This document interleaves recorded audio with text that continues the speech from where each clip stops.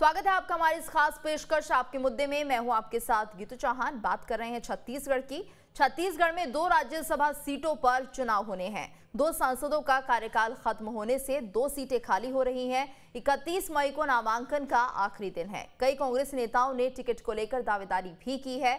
अब देखना होगा कि कांग्रेस किसको राज्यसभा भेजती है। प्रत्याशियों पर चर्चा के लिए प्रदेश अध्यक्ष मोहन मरकाम दिल्ली दौरे पर हैं। 2 राज्यसभा सीटों को लेकर चर्चा है कि एक टिकट छत्तीसगढ़ के नेता और दूसरा टिकट केंद्रीय नेता या गांधी परिवार से प्रियंका गांधी को भेजा जा सकता है।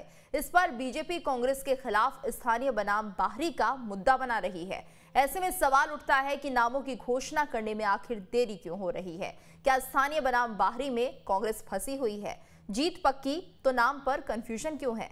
क्या संतुलन बनाने को लेकर रणनीति बनाई जा रही है? ऐसे ही कई और सवालों के जवाब जानने की कोशिश करेंगे, जिसके लिए हमारे साथ कुछ मेहमान भी होंगे। लेकिन उससे पहले देखिए ये खास रिपोर्ट।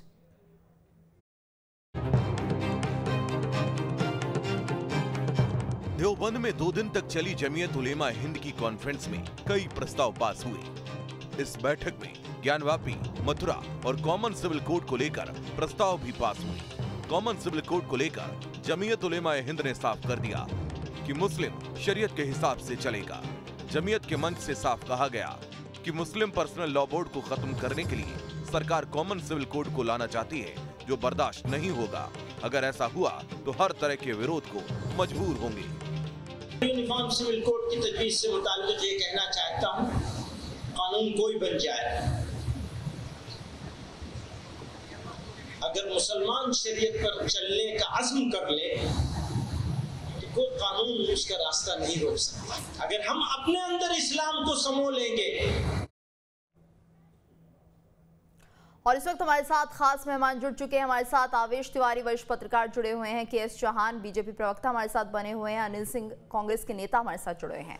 आप तीनों का बहुत बहुत स्वागत है। और सवाल वही है कि जिस तरह से राज्यसभा नाम के उम्मीदवारों को लेकर चयन की बात की जा रही है, अनिल सिंह जी, क्या माना जाए कांग्रेस की तरफ से क्या कोई नाम फाइनल हुआ है अभी तक?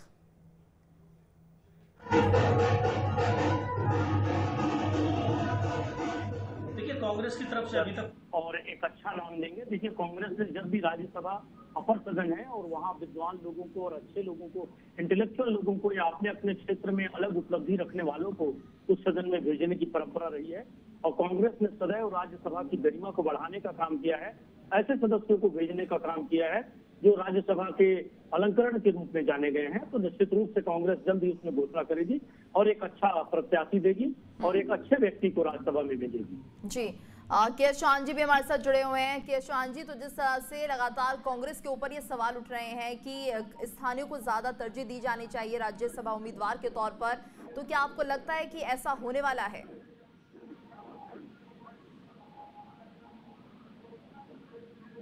ऐसे प्रत्याशी को भेजना चाहिए, ये मानसिकता रख के भेजनी चाहिए, मेरे को बहुत खुशी होती। लेकिन ये मानसिकता है नहीं, दुर्भाग्यवश। क्यों? क्योंकि अभी जो केटी तुलसी साहब जो निर्वाचित हुए थे, उनका कोई अता पता नहीं है। उनको छत्तीसगढ़ से राज्यसभा भेजा गया था। उन्होंने ऐसा कोई काम नहीं किया है जो छत्तीसगढ़ के विकास के लिए, उत्थान में काम आ सके। एक जब छत्तीसगढ़ का जो स्थानीय जो नेता होता है, जब वो राज्यसभा जाता है, 50-60 लोगों का वो नेतृत्व करते रहता है, 50-60 लोगों के क्षेत्र से जाता है, तो मैं बता दूं कि उसको एक दायित्व होता है, भले वो कोई भी पार्टी का हो, लेकिन उसके ऊपर एक जवाबदारी होती है कि मेरे को अपने क्षेत्र का विकास करना है, अपनी भूमि का विकास करना है। जिस भूमि ने मुझे इतना बड़ा पद दिया है, इतनी बड़ी जवाबदारी दी है, उसके प्रति उसकी जवाबदारी होती है, एक इमोशन होते हैं।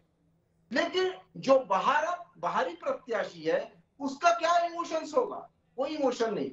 और जो कांग्रेस पार्टी है, मैं आपको बता दूं कि छत्तीसगढ़ को वो एक साधन मात्र मानती है, सिर्फ अपनी पॉलिटिक्स का एक साधन। उनका कोई इमोशनल टच नहीं है इनके साथ। और इसका जीता जागता नमूना है हमारे मुख्यमंत्री जी, जो कि मुख्यमंत्री जी अपने छत्तीसगढ़ वासियों के लिए कुछ नहीं कर रहे। वो सिर्फ और सिर्फ अपनी 2.5 साल की जो सीट बचाने के चक्कर में है, उसके कारण हर स्टेप वो अगर सांस भी लेते हैं और अगर इतना बड़ा जो पद में आपको देना है तो वो सिर्फ और सिर्फ अपनी 2.5 साल की कुर्सी को बचाने के लिए करते हैं। आज उन्होंने फिर से गांधी परिवार में प्रियंका गांधी जी की पैरवी की है कि इनको राज्यसभा मेंबर बनाया जाए। उन्होंने खुद पैरवी की है। पैरवी तो इस बात की करनी चाहिए थी कि बाहरी मेंबर ना आए, छत्तीसगढ़ के एक और दोनों जो मेंबर हैं वो छत्तीसगढ़ से जाएं, लेकिन नहीं, आप खुद ही पैरवी कर रहे हैं। मतलब हद तो हो जाती है। इसका मतलब क्या है कि आप छत्तीसगढ़ के लिए कुछ नहीं कर रहे हैं, सिर्फ और सिर्फ अपनी सीट बचाने के लिए कर रहे हैं। हमें गर्व है, हमें बहुत गर्व है अपनी भारतीय जनता पार्टी पे कि जब 2003 के बाद उनको राज्यसभा मेंबर भेजना था तो उन्होंने आज तक, छत्तीसगढ़ जब से बना है आज तक उन्होंने छत्तीसगढ़िया की मिट्टी का लाल उनकी बेटी को ही भेजा है, उनके छत्तीसगढ़िया को ही भेजा है, किसी दूसरे को नहीं भेजा है। 2003 में भी मैं आपको बता दूं कि राज्यसभा में भारतीय जनता पार्टी की बहुत कम सीटें थी, लेकिन उसके बावजूद छत्तीसगढ़ से ही भेजा गया। केंद्र में ऐसे बहुत सारे चेहरे थे जिनको भेजा जाना था, लेकिन नहीं, दायित्व बनता है केंद्र सरकार का भी।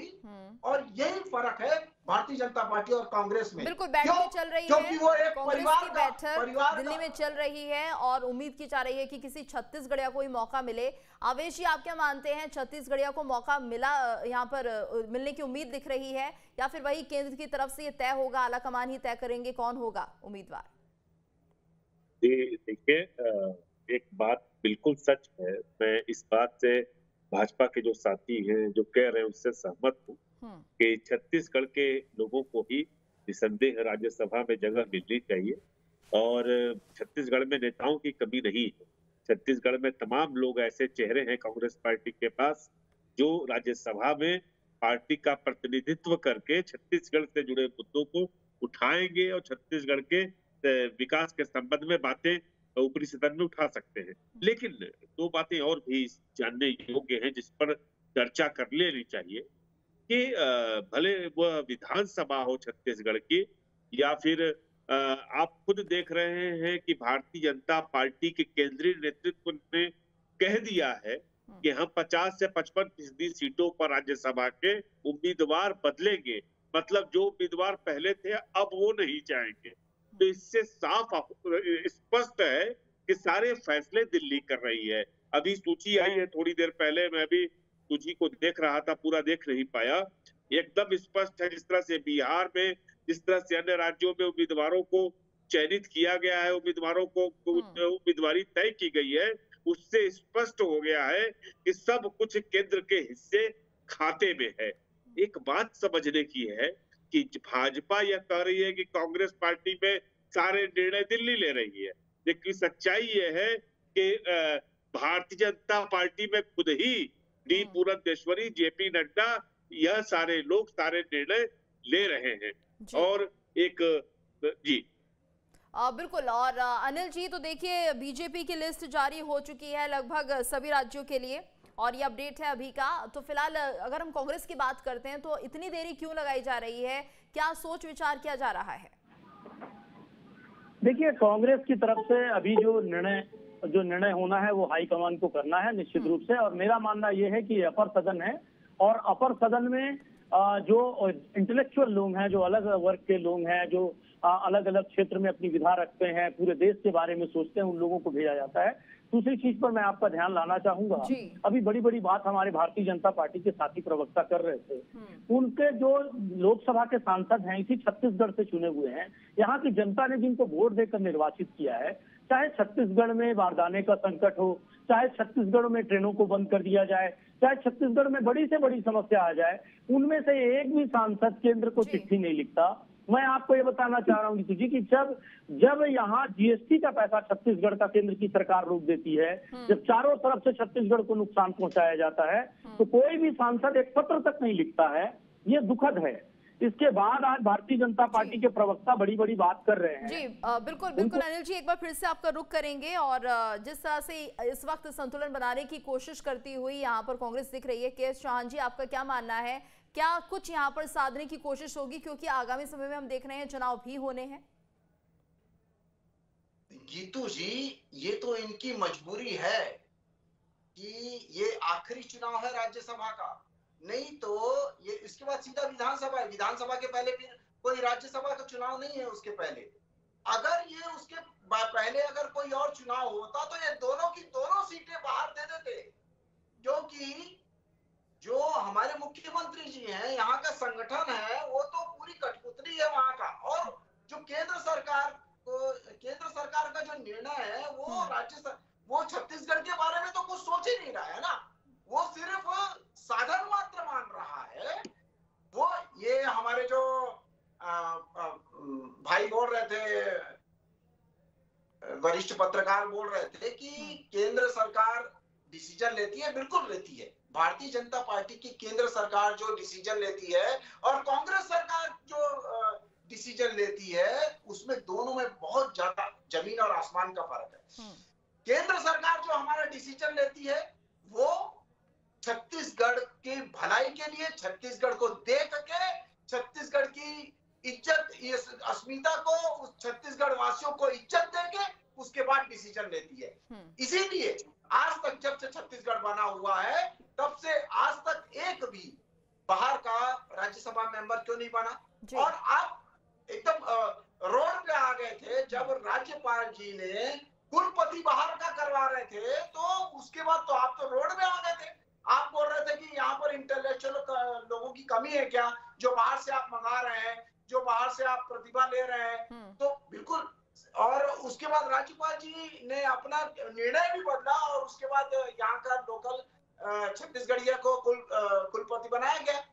लेकिन आज क्या हो गया आपको, और आपको कुछ नहीं हुआ है। आपको सिर्फ और सिर्फ अपनी 2.5 साल की सीट का बस वो बचाना है। छत्तीसगढ़ की जनता, छत्तीसगढ़ आपके लिए एक साधन मात्र है। लेकिन मैं आपको बता दूं, छत्तीसगढ़ की जनता बहुत ज्यादा जागरूक है, इसका जवाब आपको जरूर देगी। भौरा खेलिए आप, गेड़िया चलाइए आप, बोरीबासी खाइए आप, लेकिन छत्तीसगढ़िया का हक मत खाइए। हक खा रहे हैं आप जी। आप खुद ही वहां पर पैरवी कर रहे हैं कि प्रियंका गांधी जी को बनाना चाहिए। अरे आप खुद तो मत बोलिए, आपको खुद पैरवी करिए कि छत्तीसगढ़ से 2 राज्यसभा मेंबर जाने चाहिए ताकि छत्तीसगढ़ का विकास हो सके। इसका आप अभी जो अनिल साहब बोल रहे थे, कांग्रेस के प्रवक्ता, कि हमारे जो मेंबर लोगों ने क्या किया है, तो मैं आपको बता दूं जी। आज हमारी राज्यसभा सुश्री सरोज पांडे जी आज वहां पर जिम के लिए पैसा देती है, आज वो रेलवे स्टेशन में पैसा देती है, आज उन्होंने मरघट में 1 करोड़ से 2 करोड़ रुपए उन्होंने किया है, जिसकी कायाकल्प कर दी है दुर्ग में। आप मतलब कभी आएंगे तो देखिए, और मैं वीडियो भी भेज दूंगा हमारे एक साथी प्रवक्ता को कि क्या क्या करवाया है। अब मेरे को आप ये गिना दीजिए कि केटी तुलसी ने आज तक कौन सा काम करवाया है छत्तीसगढ़ के लिए, छत्तीसगढ़ की भलाई के लिए। जो यहाँ पर रहता है ना, उसको जवाब देना पड़ता है, वो जवाबदार रहता है, वो अपनी जवाबदारी समझता है, इसलिए वो बेहतर काम कर सकता है बल्कि बाहरी आदमी। लेकिन इनकी मजबूरी है, मजबूरी भी नहीं बोलिए आप, इनकी इच्छा बोलिए कि ये अपने लिए छत्तीसगढ़ की विकास को ताक में रखते हुए अपनी सीट बचाने के चक्कर में ये सब चीजें कर रहे हैं। वरना आप प्रियंका गांधी जी को खुद पैरवी करते, ये क्या तरीका है। बिल्कुल। आवेश जी, क्या माना जाए अगर प्रियंका गांधी यहाँ से चयनित होती हैं राज्यसभा सीट के लिए, तो फिर किस तरह की राजनीति यहाँ पर देखने को मिलेगी छत्तीसगढ़ में, और क्या जो यहाँ के नेता हैं, छत्तीसगढ़िया नेता हैं, उनमें भी नाराजगी दिखेगी? ऐसा कुछ हालात बनते हुए दिखाई देंगे फिर?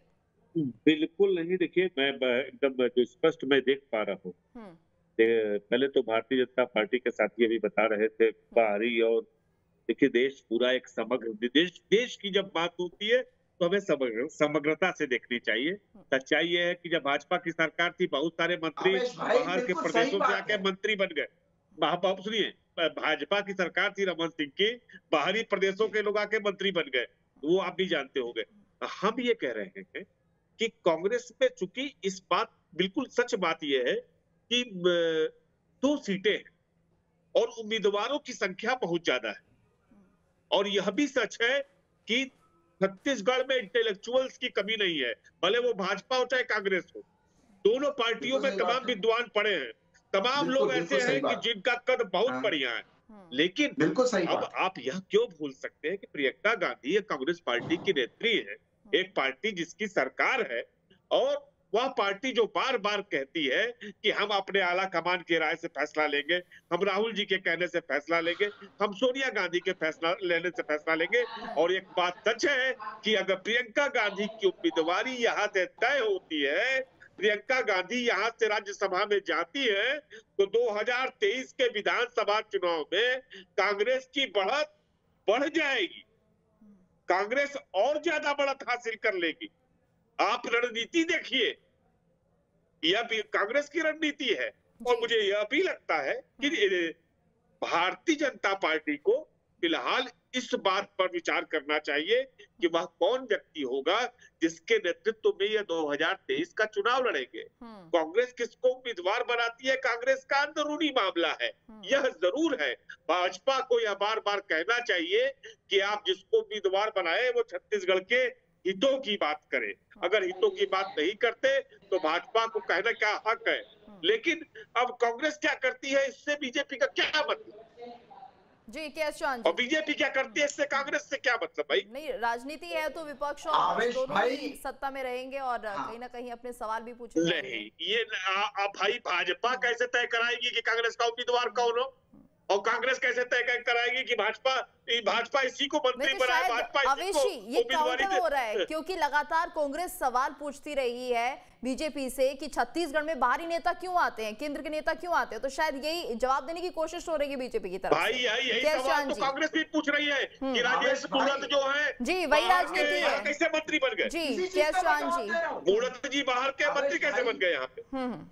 भाई मैं इसी चीज का जवाब दे रहा हूं आपको कि भारतीय जनता पार्टी को छत्तीसगढ़ की जनता का ख्याल है, जो हम देख भी रहे हैं, और आप ये समझेंगे और गीतू जी भी ये समझेंगी और हमारे व्यूअर्स भी समझेंगे, आप छत्तीसगढ़िया समझेगा कि अगर ये छत्तीसगढ़िया कोई राज्यसभा में मेंबर जाता है, एक और एडिशनल मेंबर जाता है, तो छत्तीसगढ़ का विकास ज्यादा होगा। भले वो प्रियंका गांधी जी आए, भले वो सोनिया गांधी जी आए। अब मानसिकता क्या है मैं आपको बता देता हूँ। मानसिकता कांग्रेस पार्टी की मानसिकता क्या है? मानसिकता ये है कि वो सिर्फ चुनाव को देख रही है, छत्तीसगढ़ को नहीं देख रही है, छत्तीसगढ़ के वासियों को नहीं देख रही है, छत्तीसगढ़ का विकास नहीं देख रही है, उससे कोई मतलब भी नहीं है। उनको सिर्फ अपना चुनाव जीतना है। एक बात बताइए, एक सवाल का आप जवाब दें, केवल एक सवाल का जवाब दीजिए। राम विचार नेताम जी ने, सरोज पांडे जी ने, किसानों का मुद्दा हो, कोविड में हाल खराब था प्रदेश का, बड़े पैमाने पे लोगों का पलायन होकर के आया, उस वक्त क्या किया राज्यसभा में? बारदाने के मुद्दे पर क्या किया? भूखमरी के मुद्दे पर क्या किया? बताइए आप हमको क्या किया? बहुत अच्छा सवाल है, बोलिए। बहुत अच्छा सवाल जी। बारदाने के मामले में जो बारदाना आना चाहिए था 60% केंद्र की तरफ से, वो पहले आ चुका था, थोड़ा सा बचा था, लेकिन एक दिन में आप बोलोगे कि एक दिन में पूरा 60% आ जाए, वो एक दिन में नहीं लगने वाला था आपका। आपको छत्तीसगढ़ की गवर्नमेंट को भी चौहान जी सुनिए, चौहान जी बात सुनिए, एक सेकंड बात सुनिए। अरे एक बात तो सुन लीजिए, एक बात सुनिए। जीतू चौहान जर्नलिस्ट हैं और आप एक जर्नलिस्ट से बात कर रहे हैं, आपको भी सच्चाई नहीं पता, आपकी पार्टी को भी नहीं पता। सच्चाई ये है कि पश्चिम बंगाल में जितने जूट के कारखाने थे, जहां बारदाने बनते थे, वहां पे 60% तक कारखाने बंद हो गए, लोगों को रॉ मटेरियल मिलना बंद हो गया, बिहार के मजदूरों ने जाना छोड़ दिया। आवेश भाई एक बात बताइए, आप ये मेरे को सिर्फ बता दीजिए कि पूरा बारदाना केंद्र की तरफ से आया कि नहीं आया? नहीं आया।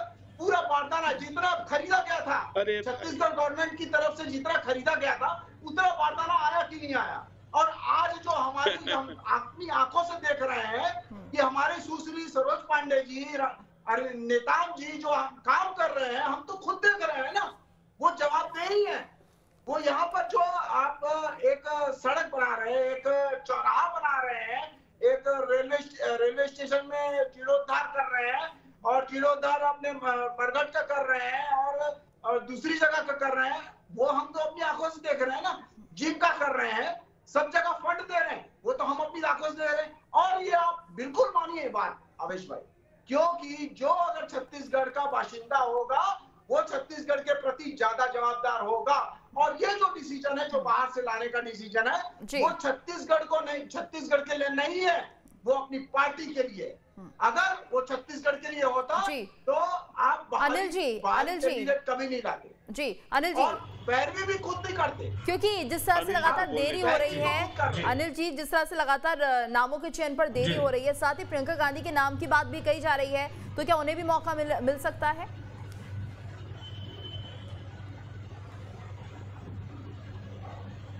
देखिए, मैं कांग्रेस का बहुत छोटा कार्यकर्ता हूं गीतू जी, और मैं आपसे एक ही निवेदन करूंगा कि कांग्रेस का हाईकमान और कांग्रेस की वर्किंग कमेटी क्या निर्णय लेती है, मैं उस पर टिप्पणी तो नहीं करूंगा, लेकिन आपको एक बात जरूर कहना चाहूंगा कि जब क्षेत्रीयता की बात हो, हमारे छत्तीसगढ़ के चुने हुए विधायक और सांसद जब मोदी सरकार के खिलाफ आवाज नहीं उठा सकते, मैं कहता हूं खिलाफ भी नहीं उठाना है, आपको छत्तीसगढ़ के जनता की आवाज बुलंद करनी है कि छत्तीसगढ़ के जीएसटी का पैसा क्यों रोका जा रहा है, छत्तीसगढ़ में लगातार कोयले की कमी से एक हमारे कोरबा का पावर प्लांट क्यों बंद हो गया, क्यों वितरण में आप व्यवहार करते हैं, क्यों छत्तीसगढ़ को जो वादाएं मांगे जाते हैं छत्तीसगढ़ की स्थिति जाननी होगी, तो ऐसे नेता को राज्यसभा भेजना होगा अनिल जी, जो कि छत्तीसगढ़ के हालातों को जानता है, के साथ इस सौतेले व्यवहार के लिए। जी बिल्कुल, ये सारे मुद्दे हैं जो कि उठाए जाएंगे संसद में, लेकिन यहाँ पर सवाल तो यही है कि जो छत्तीसगढ़िया होगा वो बेहतर समझ पाएगा। कहना चाहता हूँ गीतू जी,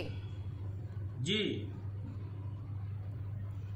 निश्चित रूप से समझ पाएगा, लेकिन राज्यसभा उच्च सदन है और छत्तीसगढ़ को भी नेतृत्व हमेशा मिला है, छाया वर्मा जी को हमने भेजा, और इसके अलावा छत्तीसगढ़ की आवाज हमेशा बुलंद हुई है राज्यसभा में, आगे भी होगी। और राज्यसभा एक अपर सदन है, वहां अगर कोई छत्तीसगढ़ से सहित पूरे हिंदुस्तान की राजनीति को समझता है तो कोई दिक्कत की बात नहीं है। कितने सारे ऐसे छत्तीसगढ़ से हमारे फूलोदेवी नेताम जी गई थी, छाया वर्मा जी गई थी। कांग्रेस एक ऐसी पार्टी है जिसने हर वर्ग को, महिलाओं को, अनुसूचित जाति के लोगों को, जनजाति के लोगों को, सभी को राज्यसभा में भेजा है और अपर सदन में बात रखने का मौका दिया है, छत्तीसगढ़ के हित की बात करने का मौका दिया है। भारतीय जनता पार्टी के लोग हमेशा सौतेला व्यवहार किए हैं। जी आवेश जी, आपकी हंसी बहुत कुछ कह रही है। गीतू जी, मैं आपको एक और इम्पोर्टेंट बात कहना चाहूंगा। अभी इन्होंने इनकी पुरंदेश्वरी जी ने कह दिया था कि छत्तीसगढ़ के चेहरे पे चुनाव नहीं लड़ा जाएगा, मोदी जी के चेहरे पे चुनाव लड़ा जाएगा। इनके पास तो चुनाव लड़ने के लिए वही बात हो रही है, बीजेपी के पास सीएम चेहरा नहीं है और राज्यसभा जाने के लिए कांग्रेस के पास कोई छत्तीसगढ़िया नहीं है, तो वही बात तो सामने आ रही है इस वक्त, इसलिए तो और ज्यादा सवाल उठ रहे हैं, क्योंकि लगातार कांग्रेस यही बात तो कहती है। ऐसा नहीं है गीतू जी, ऐसा नहीं है। छत्तीसगढ़ को रिप्रेजेंट करने वाला एक मुखर चेहरा भेजा जाएगा, एक अच्छा चेहरा भेजा जाएगा जो छत्तीसगढ़ के गरीबों की बात करेगा, छत्तीसगढ़ की अस्मिता की बात करेगा। चलिए आवेश जी से कमेंट लेते हैं। आवेश जी, फिलहाल जो मौजूदा हालात हैं वो क्या कह रहे हैं, जो मौजूदा हालात है, क्योंकि आगामी समय में चुनाव भी होना है जी, आगामी समय में चुनाव भी होना है आवेश जी, तो क्या क्राइटेरिया रहने वाला है, आलाकमान भी किस तरह से तय करेंगे? बड़ी सीधी सी बात है भाई, देखिए आला कमान जो भी फैसला करेगा उस फैसले में भूपेश बघेल जी और मरकाम जी दोनों की अपनी, और साथ में पुनिया जी की भी अपना जो उनका फैसला है वो अभी उसमें शामिल रहेगा। एक बात बहुत स्पष्ट है कि राज्यसभा की उम्मीदवारी बहुत चौंकाने वाली होने वाली है। मेरे पास जो जानकारी आ रही है दिल्ली से, उससे मैं ये कह सकता हूँ कि बहुत ही चौंका देने वाला फैसला छत्तीसगढ़ कांग्रेस करने जा रही है और यह फैसले चौंकाएंगे। अब देखना यह है कि जो भी उम्मीदवार बनते हैं वह छत्तीसगढ़ के लिए क्या कुछ करते हैं भविष्य में, क्योंकि एक बात तय है कि 2023 के चुनावों को लेकर के ही इन दो उम्मीदवारों के नाम का फैसला होगा। जी। इसलिए कयासबाजी 50 नाम तैर रहे हैं अलग अलग, लेकिन सच्चाई ये है कि अंत में जब आप देखेंगे तो आवेश जी, आपने बहुत बड़ी बात कह दी है, चौंकाएगा नाम। तो ऐसा क्या होगा उस नाम में जो चौंकाने वाला होगा? खबर आपको पता है, ये तो स्पष्ट हो गया आपकी हंसी से। जी बिल्कुल। देखिए एक बात, भूपेश बघेल जी, एक चीज मैं जानता हूँ, कभी ऐसा नहीं करेंगे कि छत्तीसगढ़ की, खासतौर से कांग्रेस पार्टी की, क्योंकि यहाँ पर कांग्रेस की सरकार है, उनको बस अपनी सरकार को बचाना है। और भाजपा पिछले 5 सालों से बीजेपी को मौका मिलेगा सवाल उठाने के लिए? नहीं मिलेगा, नहीं मिलेगा। ये मैं फिर से कह रहा हूँ, दोहराने जा रहा हूँ कि अब इस उम्मीदवारी के बदौलत कांग्रेस की स्थिति मजबूत होगी और ये बड़ा रणनीतिक फैसला करने जा रहा है। जो देरी हो रही है वो दरअसल मैं भी सोच रहा था जिस तरह से चौहान भाई साहब सोच रहे हैं, लेकिन मुझे लग रहा है और जो दिख रहा है बिल्कुल वो बहुत चौंकाने वाला। तो चलिए, ज्यादा समय नहीं है, कुछ ना कुछ नाम तो जरूर सामने आएंगे और जैसा आप कह रहे हैं चौंकाने वाले नाम होंगे, देखते हैं कितना चौंकाएंगे सभी को। बहुत बहुत शुक्रिया आप सभी का इस चर्चा में हमारे साथ जुड़ने के लिए। और इसी के साथ इस खास पेशकश में इतना ही। रुकेंगे एक ब्रेक के लिए, ब्रेक के बाद खबरें जारी हैं।